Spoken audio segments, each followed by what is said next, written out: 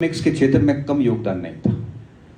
उन्होंने provincial finance in British India, national dividend and historical and analytical approach, इन्होंने बहुत सारे इकोनॉमिक्स पे काम किए थे और इकोनॉमिक्स का क्षेत्र आज भी बाबा साहेब का ऋणी है।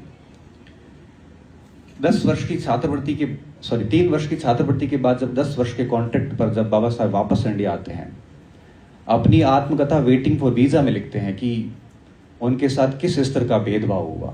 उनको पारसी धर्मशाला में रहना पड़ा, वहां पर भी उनके साथ भेदभाव हुआ।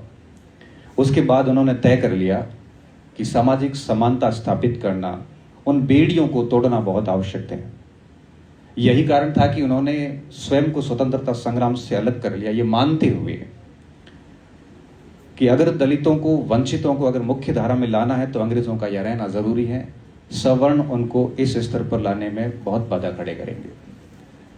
महात्मा बुद्ध ने सामाजिक समानता के लिए जो संघर्ष आरंभ किया था, वो मरा नहीं था, वो दवा अवश्य था। उसको पुनर्जीवित करने और गति देने का काम बाबा साहेब ने किया था। और फिर भारत में रहते हुए उन्होंने विभिन्न सारी पत्र पत्रिकाएं, एक पत्रकार के रूप में भूमिका निभाते हुए मूक नायक, बहिष्कृत भारत, जनता जैसे अखबारों का संपादन कर दलितों के अधिकारों को नेशनल इश्यू बनाया। यही नहीं, साउथ बोरो समिति में रहते हुए मॉन्टेस्क्यू चेम्सफोर्ड सुधारों में दलितों को स्थान देने के भरसक प्रयास किए।